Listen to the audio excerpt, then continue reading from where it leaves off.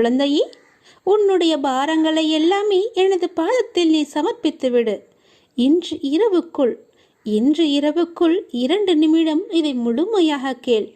நாளைய விடியலில் நல்ல செய்தியை நீ கேட்பாய். அதனால் எதற்காகவும் கலங்காமல் தைரியமாக இரு. வெகு நாட்களாக நிறைவேறாமல் இருக்கும் காரியம் இப்போது உனக்கு கைகூடி வரப்போகிறது. நீ துயரத்திலிருந்து விடுபட போகிறாய். நீ வீணாக வருத்தப்படுவதை தவிர்த்துவிடு என் தங்கமே.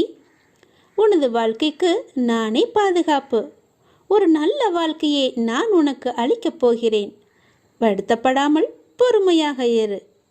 கர்ம வினை எல்லாமே இப்பொழுது நீ அனுபவித்து வந்து கொண்டிருக்கிறாய்.